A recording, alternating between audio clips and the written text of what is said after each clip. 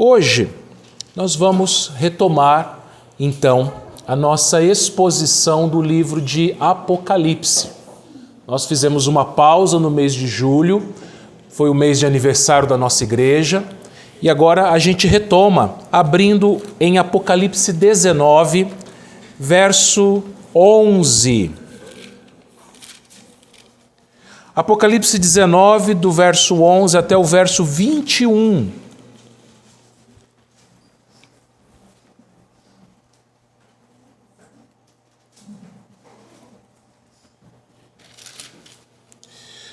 Apocalipse 19, de 11 a 21, diz assim a palavra do nosso Deus: Vi o céu aberto, e eis um cavalo branco. O seu cavaleiro se chama Fiel e Verdadeiro, e julga e peleja com justiça. Os seus olhos são chama de fogo, e na sua cabeça há muitos diademas. Tem um nome escrito que ninguém conhece, senão ele mesmo. Está vestido com um manto tinto de sangue, e o seu nome se chama o Verbo de Deus. E seguiu-no os exércitos que há no céu, montando cavalos brancos, com vestiduras de linho finíssimo, branco e puro. Sai da sua boca uma espada afiada, para com ela ferir as nações, e ele mesmo as regerá com cetro de ferro, e pessoalmente pisa o lagar do vinho do furor da ira do Deus Todo-Poderoso. Tem no seu manto e na sua coxa um nome inscrito: Rei dos Reis, Senhor dos Senhores.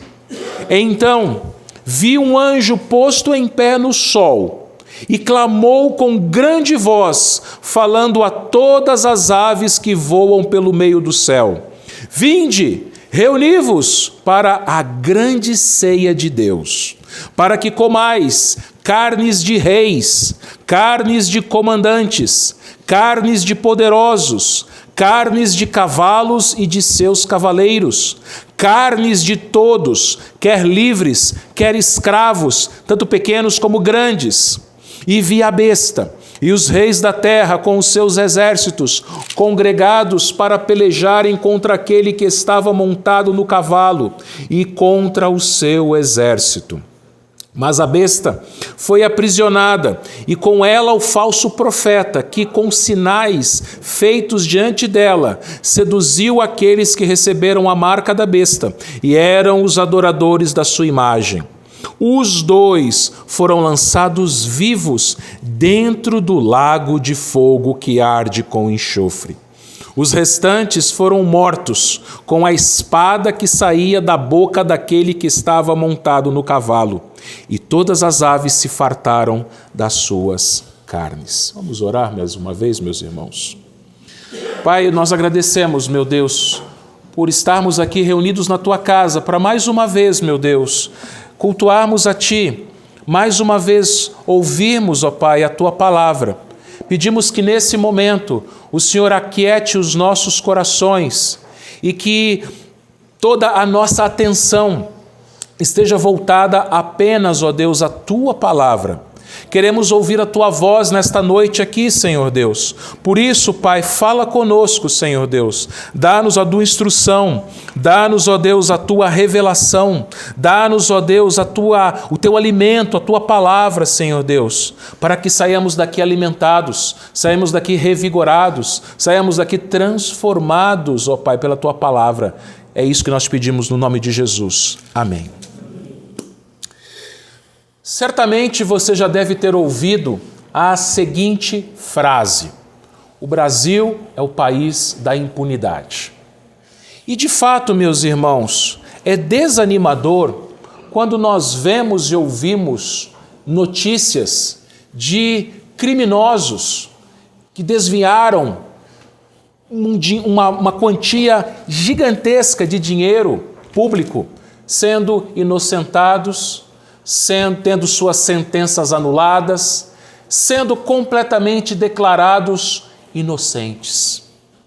E não somente estes, mas também os pequenos ladrões, que às vezes são presos pela polícia mas em poucas horas depois são soltos. E aí nós ficamos com aquele gosto amargo na garganta de que a lei não funciona. Ou a lei funciona para alguns, mas não funciona para todos. Porém, meus irmãos, em 2023 foi divulgado o Atlas da Impunidade pelo Eurasia Group. E essa pesquisa pontuou e classificou o nível de impunidade de 163 países do mundo. E vejam só, o Brasil estava na 70ª posição, bem na média. Ou seja, existem 69 países no mundo menos impunes que o Brasil e outros quase 100 bem mais impunes que o Brasil. Isso nos mostra o seguinte, meus irmãos: mesmo que as leis brasileiras sejam falhas e mesmo que aqueles que aplicam as leis também sejam falhos, a impunidade não é uma característica ou, entre aspas, um privilégio apenas do Brasil. No mundo inteiro existe impunidade. Em alguns lugares mais, em outros lugares menos, é verdade, mas a impunidade está presente em todo o planeta. Em todo o planeta, meus irmãos, as leis são descumpridas. Em todo o planeta, nós temos juízes parciais, juízes que deveriam cumprir as leis, mas infelizmente descumprem as leis. Em todo o planeta, nós temos corrupção. Em todo o planeta, nós temos pessoas que envelhecem ricas, despreocupadas com os crimes que elas cometeram, e elas vão para a sua sepultura sem pagarem por aquilo que elas fizeram. E, meus irmãos, às vezes, quando nós ficamos sabendo dessas coisas, podemos nos perguntar: até quando, Senhor? Até quando nós vamos viver num lugar, num mundo, num país em que a impunidade existe?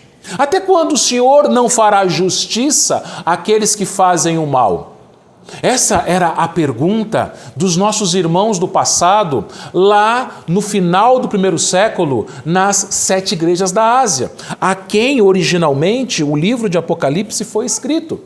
Você deve se lembrar que lá em Apocalipse 6, os próprios mártires, aqueles que foram mortos por causa da fé em Cristo Jesus, eles chegaram no céu diante do trono de Deus, diante do altar de Deus e perguntaram: Senhor, até quando o Senhor não vingará o nosso sangue?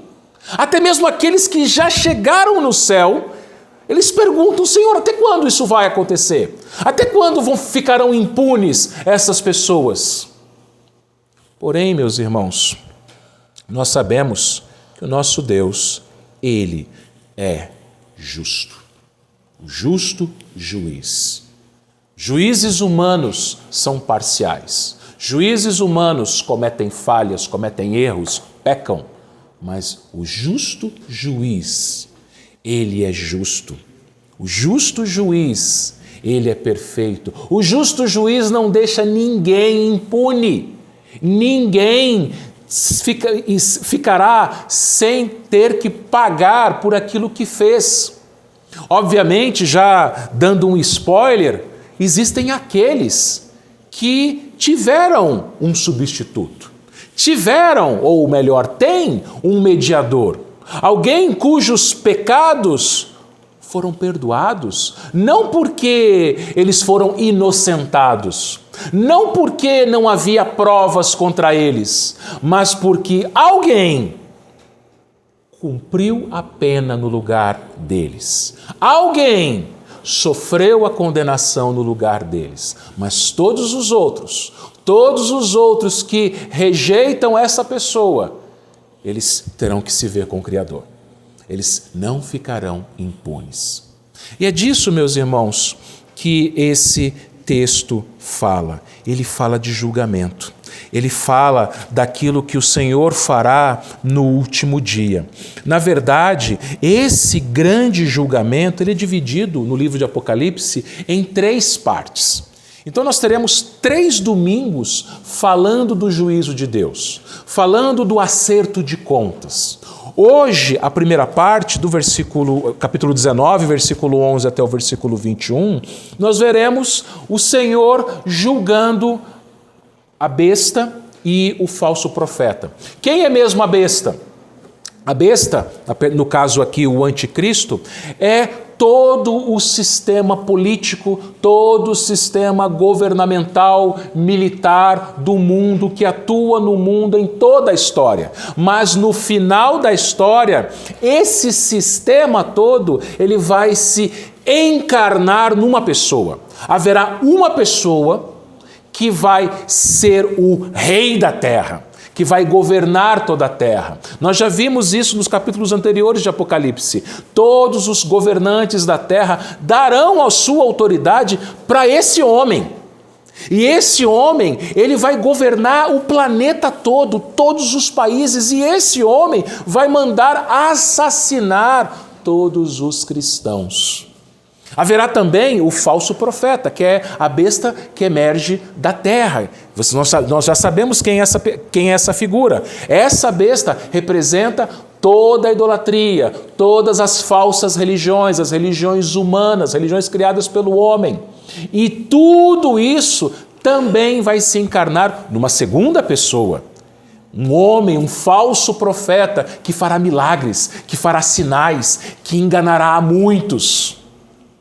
E esses dois vão se ver com o Senhor Jesus Cristo nessa passagem aqui que nós lemos. Domingo que vem vai ser a vez do próprio Satanás. Capítulo 20, versículo 1 até o versículo de número 10. Domingo que vem nós vamos ver o julgamento do próprio Satanás. E depois, no terceiro domingo, capítulo 20, versos 11 a 15, será o juízo final de todos os ímpios, de todos os homens ímpios. Então, em 3 movimentos, nós vamos ver como que Deus executará a sua justiça eterna sobre os seus inimigos. Hoje, meus irmãos, nesse primeiro movimento, nós vamos ver o juiz, o Rei dos Reis, o Senhor dos Senhores. E nesse texto de hoje, eu gostaria de dividir ele em 3 partes.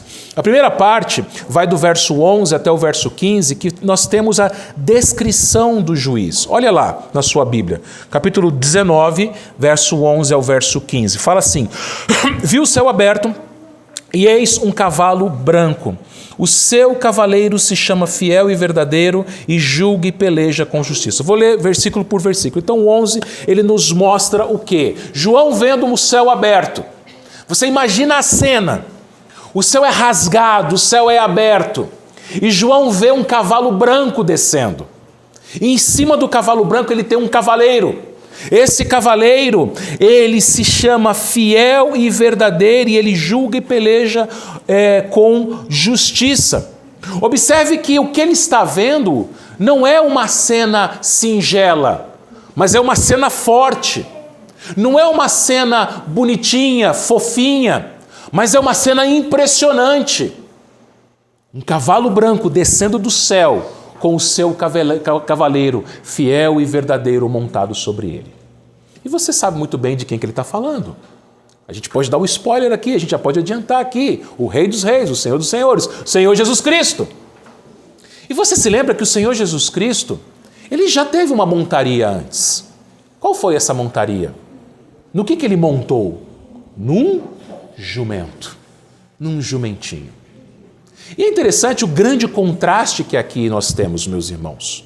Porque os reis antigos, quando eles entravam numa cidade, eles entravam montados, na sua montaria. Se um rei entrasse numa cidade montando em um jumento, aquilo significava que ele vinha em missão de paz. Para os povos antigos, o jumento ele era um símbolo da paz. Então, se o rei entrasse na cidade montado em um jumento, ele não vinha guerrear contra aquela cidade, ele vinha em missão de paz. E você se lembra muito bem que no domingo que antecedeu a sua morte, Jesus entrou na cidade da paz, Jerusalém, Jerusalém, a cidade da paz, ele entrou montado em um jumento. Por quê? Porque Jesus veio trazer paz à terra na sua primeira vinda. Você se lembra lá em Lucas capítulo 2, que quando Jesus nasceu, o que havia no céu? Uma legião de anjos. E o que eles diziam? Glória a Deus nas maiores alturas e paz na terra aos homens a quem Ele quer bem. Então, na primeira vinda do Senhor Jesus Cristo, meus irmãos, Jesus, Ele veio trazer paz. E de fato Ele trouxe paz, porque quando Ele morreu, Ele nos reconciliou com Deus. Romanos 5 vai nos dizer que nós somos reconciliados, nós somos justificados mediante a fé, temos paz com Deus. Mas aqui não. Aqui nada de paz. Um rei antigo, se ele entrasse em uma cidade montada em um cavalo, no seu cavalo, ele vinha em guerra. Ele vinha para a batalha, ele vinha para guerrear, ele vinha para destruir. E o que João está mostrando aqui, meus irmãos, é a cena de um rei vingador, de um rei que está furioso, de um rei que é fiel e verdadeiro, ou seja, tudo aquilo que ele disse será cumprido. Nós sabemos, meus irmãos, que Deus é fiel, por quê? Porque tudo o que Ele falou, Ele vai cumprir. A sua palavra é fiel, a sua palavra é verdadeira, Deus não mente. E olhe, meus irmãos, Ele julga e peleja com justiça. Meus irmãos, os juízes da terra são parciais, o juiz do céu é o justo juiz. Olha o Salmo 7, eu vou ler para vocês aqui o Salmo 7, versos 11 a 13. Deus é justo juiz, Deus que sente indignação todos os dias. Se o homem não se converter, versículo 12, afiará Deus a sua espada, já armou o arco, tem-no pronto, para ele preparou já instrumentos de morte, preparou as suas setas inflamadas. Observe nesse texto do Salmo 7, 11 a 13, Deus ele está pronto. Ele está com as suas armas prontas. Só que Deus é um Deus longânimo, Deus é um Deus paciente, Deus ele dá tempo para o homem se arrepender. Por que Jesus não voltou ainda? Porque Ele está dando tempo para as pessoas se arrependerem. Ele é paciente, Ele dá vida às pessoas, Ele dá tempo para que as pessoas ouçam o Evangelho e se arrependam.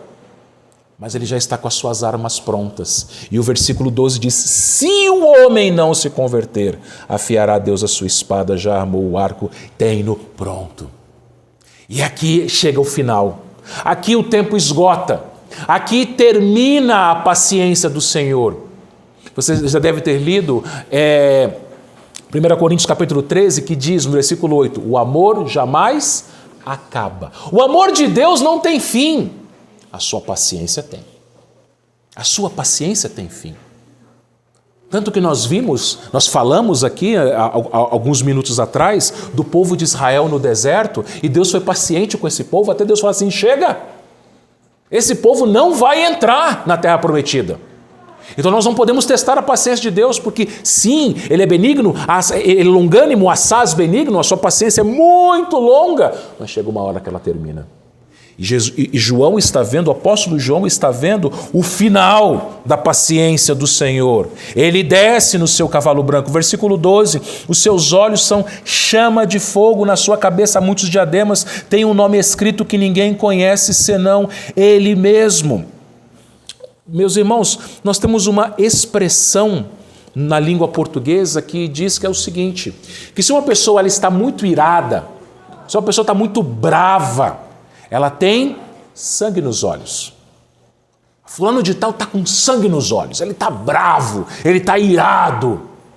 Aqui Jesus ele tem fogo nos olhos. É o que está dizendo o texto aqui, seus olhos são chama de fogo, ele está irado. Acabou a sua paciência, agora ele vem e ele vem para destruir, ele vem para julgar, ele vem para acabar com os seus inimigos. Diz o texto que ele na sua cabeça tem muitos diademas. A gente já falou sobre essa palavra, né, que dá nome à cidade lá do seu Cláudio, da dona Wanda, diadema. Diadema significa coroa. Mas não é uma coroa qualquer. É uma coroa que os vencedores usavam. Somente os vencedores. Não era somente a coroa que o rei usava. Lembra da coroa de louros que os vencedores dos Jogos Olímpicos da Antiguidade eles usavam? Então, isso é um diadema.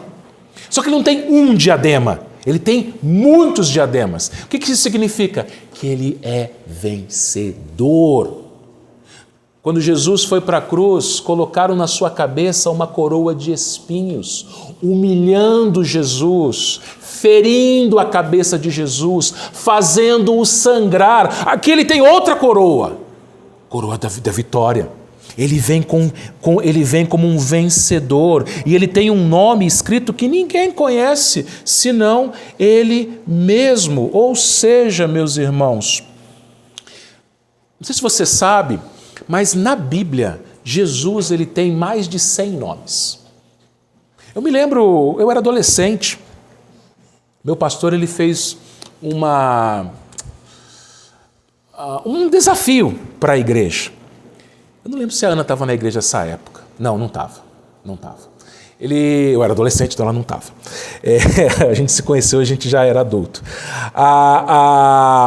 Ele falou assim, que ele ia dar um prêmio, eu nem lembro que prêmio que foi, para aquela pessoa que descobrisse o maior número possível dos nomes de Jesus na Terra. E eu fiquei todo feliz que eu descobri 114, mas apareceu outro irmão lá que descobriu mais.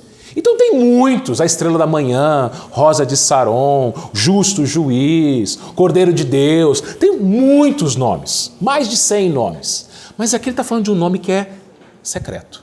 Ou pelo menos, neste momento, ninguém sabe. Só ele sabe o nome dele.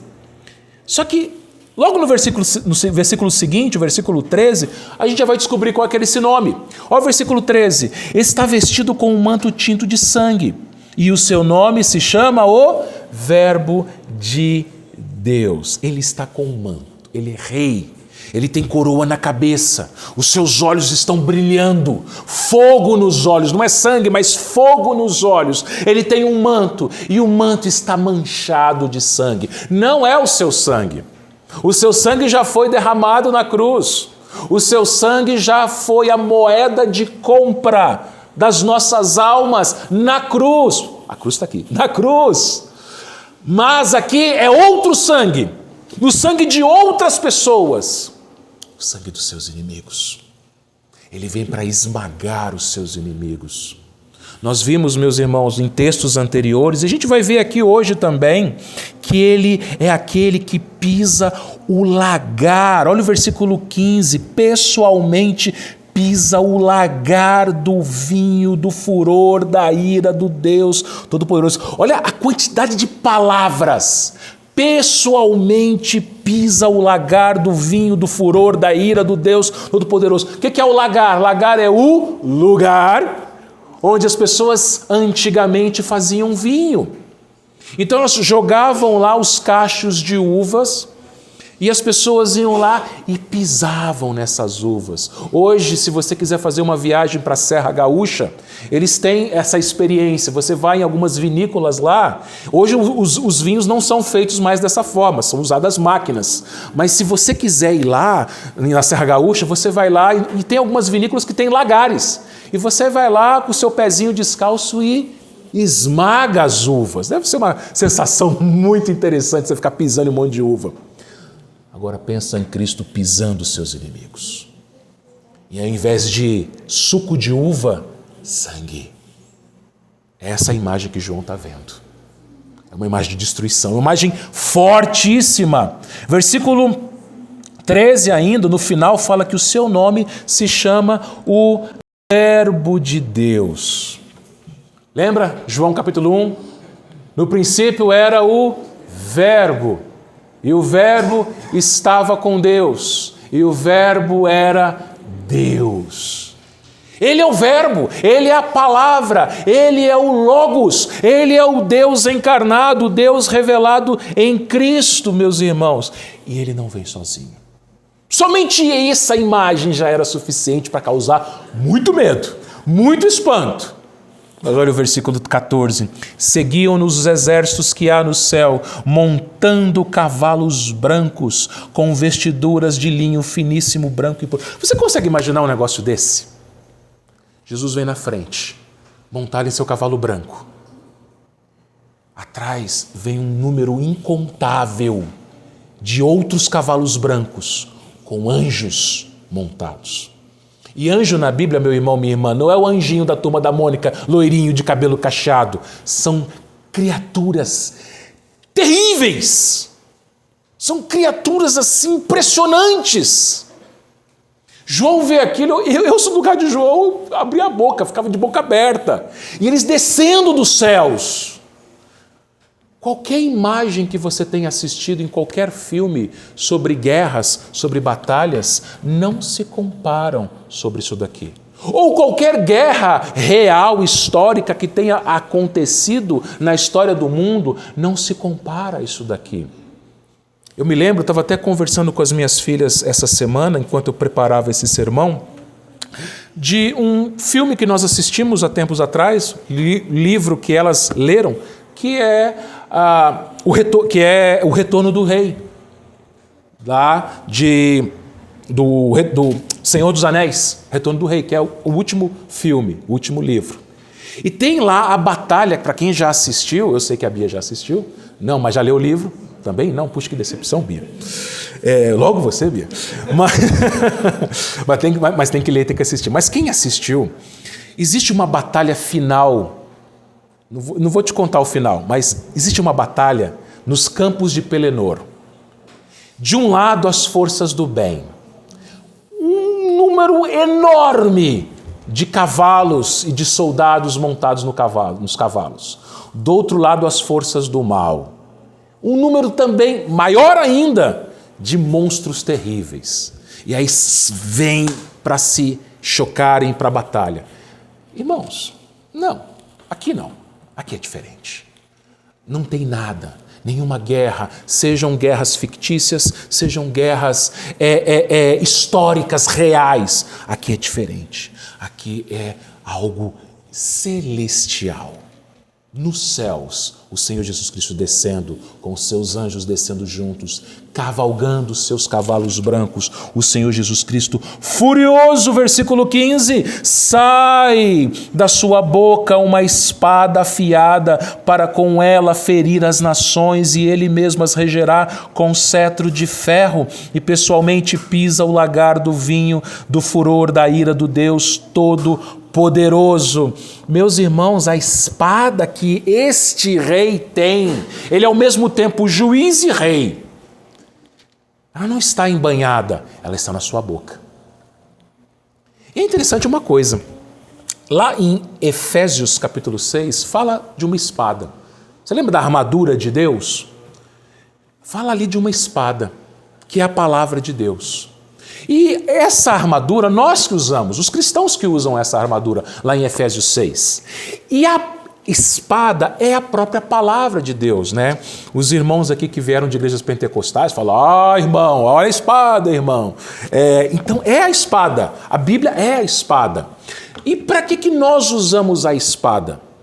Basicamente para duas coisas principais. Primeiro, para nós vencermos as tentações. Lembra de Jesus Cristo quando foi tentado? Como que Jesus venceu as tentações? Com a palavra. Está escrito. Então, quando você for tentado pelo próprio Satanás, você tem que usar a espada contra Satanás, para você vencer a tentação. Mas é com essa espada também que você vence Satanás pregando o evangelho para as pessoas. Você vence Satanás com essa espada quando você fala de Cristo para as pessoas e elas se convertem. Satanás, então, ele é ferido e as pessoas, ao serem penetradas por essa espada, elas não são mortas, pelo contrário, elas deixam a morte e passam para a vida. Elas nascem de novo. Só que Jesus aqui tem uma espada também na sua boca. Se a espada sai da sua boca, é a sua palavra. A espada é a mesma. A espada da armadura de Deus é a mesma espada que sai da boca de Cristo aqui. E olha só, João 3,36 diz assim: por isso quem crê no Filho tem a vida eterna. O que todavia se mantém rebelde contra o Filho não verá a vida, mas sobre ele permanece a ira de Deus. Vida e morte na mesma palavra, vida e morte na mesma espada. Ou seja, essa espada é a espada que, se você ouvir o que essa espada tem, que é a palavra de Deus, e você se converter, você tem vida. Você creu no Filho, você tem a vida eterna. Mas, se você se mantém rebelde contra esta espada, contra essa palavra, esta mesma espada vai te condenar. A mesma espada, a mesma palavra do mesmo Deus, ela salva alguns e condena outros. E aqui ela está condenando. Aqui ela vem para condenar.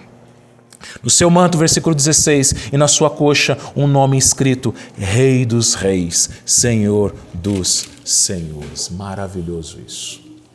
Maravilhoso porque tantos reis já governaram a terra e ainda governam hoje. Presidentes, governadores, prefeitos, autoridades, juízes. Tantos senhores, homens ricos, homens com propriedades, aquela lista da Forbes com os maiores bilionários da terra. Quem são esses diante do Rei dos Reis, do Senhor dos Senhores? A gente às vezes fica impressionado com a fortuna de Elon Musk, de Jeff Bezos, o dono da Amazon. Às vezes a gente fica impressionado com o poder que grandes autoridades do mundo têm. O presidente dos Estados Unidos, o presidente do Brasil, o presidente de outras nações. A gente fica impressionado com a autoridade desses homens e dessas mulheres. Mas o que é esse pessoal diante de Cristo? Eles não são nada. Esse é o juiz. Essa é a descrição do juiz. Mas aí nós passamos para a segunda parte da nossa mensagem, que é o chamado do anjo. Ele apresenta o juiz, que nos faz a gente tremer, ver essa imagem, e ele passa para um anjo, versículo 17. Então viu um anjo posto em pé no sol. Então esse anjo ele estava sendo iluminado, ele não estava em cima do sol. Mas aqui no sol é que ele estava sendo iluminado pelo sol. O sol estava atrás dele, iluminando ele. Então também era uma cena impressionante. O anjo e o sol brilhando ali nele. E esse anjo clamou com grande voz, falando a todas as aves do céu, as aves que voam pelo meio do céu: Vinde, reuni-vos para a grande ceia de Deus, para que comais carnes de reis, de carnes de comandantes, carnes de poderosos, carnes de cavalos e seus cavaleiros, carnes de todos, quer livres, quer escravos, tanto pequenos como grandes. A batalha final vai acontecer. Mas aqui ele já antecipa, olha, a gente já sabe quem vai vencer e quem vai perder.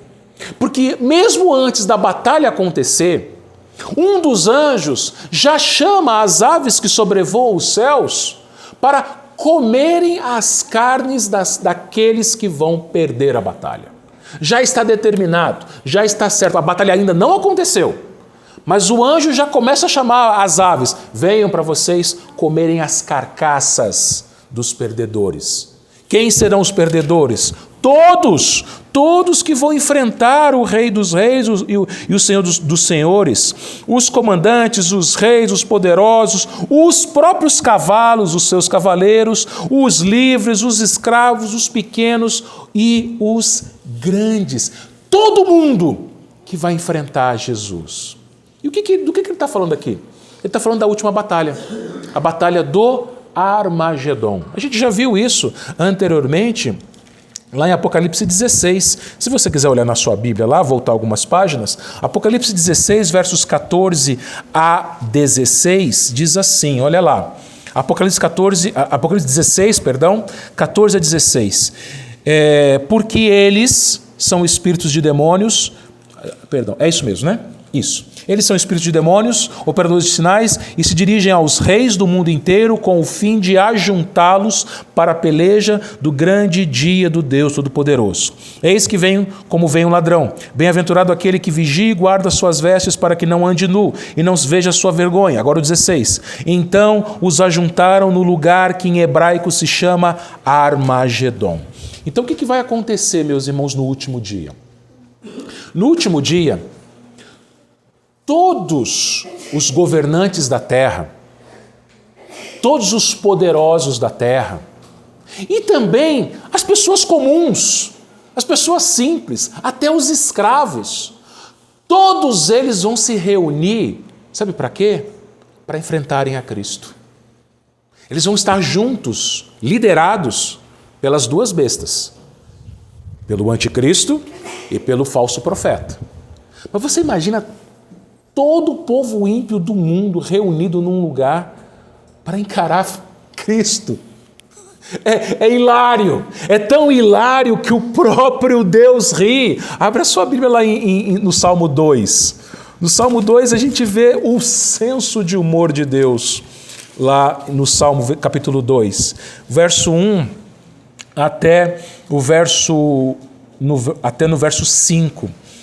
Porque se enfurecem os gentios e os povos imaginam coisas vãs? Os reis da terra se levantam e os príncipes conspiram contra o Senhor e contra o seu ungido, dizendo: rompamos os seus laços, sacudamos de nós as suas algemas.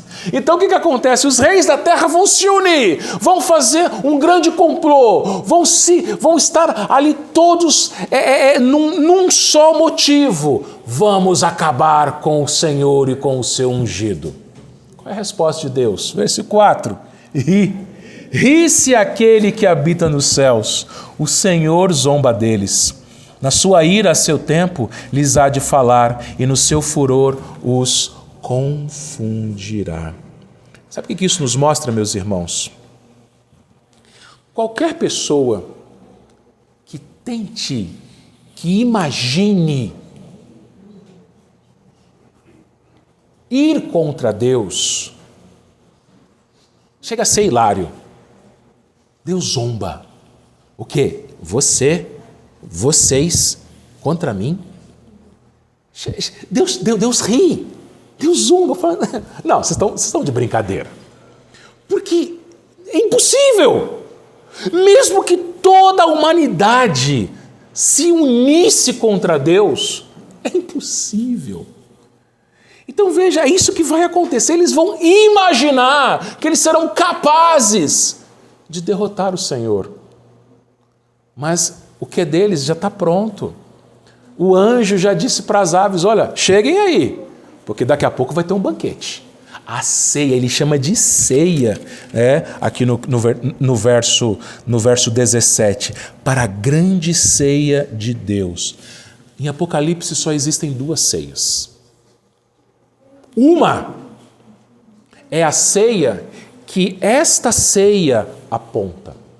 Jesus, na quinta-feira, véspera da sua morte, ele tomou um pão, eles estavam ali, ele com seus discípulos comendo a Páscoa, e na mesa ele tomou um pão, partiu e deu aos seus discípulos e disse: tomai e comei, isto é o meu corpo. Ele também depois tomou um cálice, entregou aos discípulos e disse: tomai e bebei, isto é o meu sangue, o sangue da nova aliança. E lá ele disse o seguinte: jamais hei de beber o fruto da videira, até quando eu vier no reino do meu Pai. Então eu sempre... Quando eu ministro a ceia, os irmãos devem se lembrar, eu digo o seguinte, que a ceia, ela aponta para o passado, quando nós lembramos do sacrifício de Jesus na cruz, mas a ceia também aponta para o futuro, porque no futuro, toda a igreja de toda a história estará reunida nas bodas do Cordeiro para comer a nova ceia. Vai ser a maior festa de casamento que você já viu. As bodas do Cordeiro, a nova ceia. Então tem essa ceia, a ceia que a gente vai participar no céu, ou melhor, no novo céu e nova terra. Mas Apocalipse fala de uma outra ceia, que é essa ceia aqui da batalha do Armagedon. E quem vai comer essa ceia serão as aves dos céus. E elas não vão comer pão e vinho, elas vão comer as carnes dos inimigos de Deus. É terrível, não é? É terrível.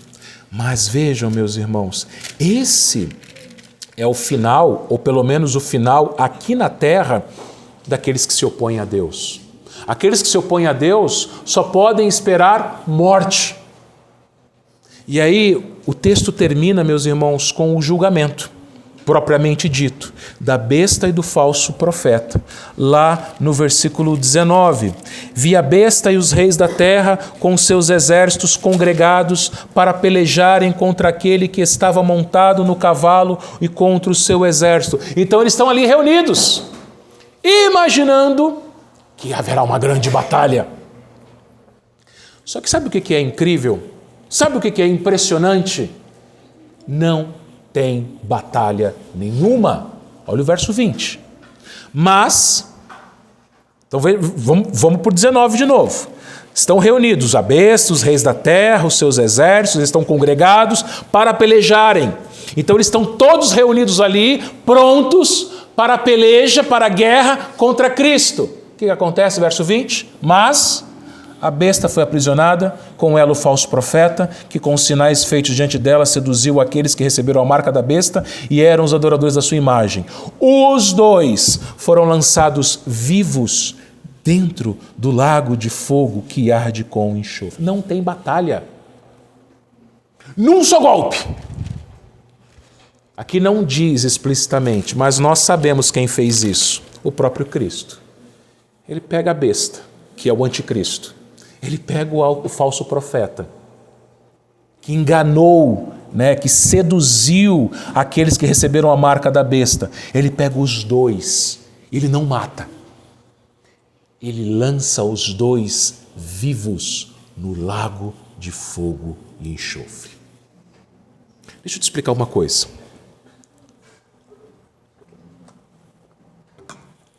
Quando uma pessoa morre aqui na terra, o que acontece? Salomão nos mostra, lá no capítulo 12 de Eclesiastes. O corpo volta para o pó e o espírito vai para Deus, certo? Todo mundo é assim, todas as pessoas. Morreu, corpo vai para o pó. Espírito ou alma é a mesma coisa, vai para Deus. Todo mundo. Se é um crente, quando ele encontra face a face com Deus, Deus fala bem-vindo. O Cristo fala bem-vindo no reino de meu Pai. Agora, se é um ímpio, ele já direciona para o inferno. É uma alma, é um espírito consciente. Lembra da história do rico e do Lázaro? Você lembra do rico? O rico, ele mesmo disse que ele estava em tormentos, ele tinha consciência, ele tinha lembrança do que ele havia vivido na terra. E lá no inferno, as pessoas ímpias, elas sofrem tormentos espirituais. Enquanto que no céu, os crentes que já morreram, suas almas, têm as maiores delícias, as maiores alegrias, uma paz incomparável com suas almas. Só que preste bem atenção, o inferno não é o destino final dos ímpios e o céu não é o destino final dos crentes. O pastor Hernandes Dias Lopes, ele fala que é uma sala de espera. Não é um lugar definitivo, não é um lugar final, é a sala de espera. Por quê? Porque a gente vai ver isso daqui a 2 domingos. No último dia haverá uma ressurreição geral. Nessa ressurreição, todos os mortos, todos, sem exceção, ressuscitarão. Os crentes ressuscitarão com corpos glorificados, corpos semelhantes ao do Senhor Jesus Cristo. E os ímpios ressuscitarão também, porém com corpos vergonhosos, que a Bíblia não dá detalhes. E aí, depois desta ressurreição geral, para onde que os crentes vão? A gente vai ver isso mais para frente, no capítulo 21 de Apocalipse. Para onde que os crentes vão? Eles vão fisicamente, carne e osso e alma, para o novo céu e a nova terra. E os ímpios? fisicamente, carne e osso, sangue e alma, para o lago de fogo e enxofre, que é um lugar físico, é um lugar real. E quem é que vai inaugurar o lago de fogo e enxofre? O anticristo e o falso profeta, a besta e o falso profeta. Então é o lugar, meus irmãos, final. E eles são lançados vivos ali. E o último versículo do texto, que é o versículo 21, diz assim: os restantes, que restantes? Aqueles reis, aqueles comandantes, todos os ímpios que ousaram enfrentar Cristo, foram mortos com a espada que saía daquele que estava montado no cavalo, e todas as aves se fartaram de suas carnes. Então o que acontece? A besta e o falso profeta, o anticristo e o falso profeta, são lançados vivos no lago de fogo e enxofre. Os homens, os demais ímpios, eles não são lançados no lago de fogo e enxofre. Eles são mortos pelo próprio Cristo, com a sua espada, e as aves comem suas carnes. Só que logo depois, a gente vai ver isso daqui 2 domingos, eles vão ressuscitar. E aí sim, ressurretos, eles vão também para o lago de fogo e enxofre. Bom, meus irmãos, o que isso nos mostra? Bom, em primeiro lugar, que como nós dissemos no início, a gente fecha agora. O Senhor é justo juiz. Mesmo que você e eu vejamos impunidade ao nosso redor, saiba que Deus, como dizem, né? Deus está vendo. E Ele não somente está vendo, mas Ele já tem tudo preparado. Na hora certa, todos os que rejeitaram ao Senhor, todos os pecadores que não se converteram, serão condenados, serão julgados ao Senhor. Deus, na hora certa, vai fazer isso. Ele não tarda, mas já tem tudo preparado. Uma segunda lição, meus irmãos, que nós podemos aprender é a seguinte: Deus, Ele é paciente. Sabendo disso, se você é um cristão verdadeiro, fale de Jesus para as pessoas. Certamente você conhece muitas pessoas. Você tem parente, você tem colega de trabalho, você tem amigos. Então, esse daqui, lógico, a gente vai ver mais para frente com o juízo final, mas já é o começo do juízo dos inimigos de Deus. Então, se você ama alguém, e eu tenho certeza que você ama muitas pessoas, fale de Cristo para elas. Fale que isso aqui é real. Que se elas não se arrependerem, isso aqui vai acontecer com elas. O inferno é real. O lago de fogo e enxofre é real. A ira de Deus é real. Nós não podemos fazer... A gente às vezes tem medo de pregar o evangelho. Eu tenho medo de ofender. Você tem que pensar que aquela alma, se ela não se converter, ela vai ter esse destino. Que é muito pior do que ela ficar ofendida. Terceiro e último lugar, almeje, se você é um cristão, almeje a volta de Cristo. Para os ímpios será um momento de terror, mas para os crentes será um momento de vitória, de alegria, como nunca houve. Porque este juiz é o nosso Senhor. Ele é o nosso Senhor, Ele é o nosso Salvador. É a mesma pessoa, só que para nós... Ele não vem julgar, sabe por quê? Porque Ele já foi julgado em nosso lugar. Olha que belo isso! Você não vai sofrer essas coisas, não é porque você é melhor do que os demais, mas porque Ele já sofreu a ira de Deus no meu lugar e no seu lugar naquela cruz. Então, meus irmãos, é maravilhoso isso, porque era para a gente também ter o mesmo destino, sofrer as mesmas consequências. Mas a gente não vai sofrer essas coisas pelo amor, pela graça, pela misericórdia do nosso Senhor. Que Ele nos abençoe, meus irmãos, que Ele nos faça cada vez mais desejosos da sua vinda. Amém.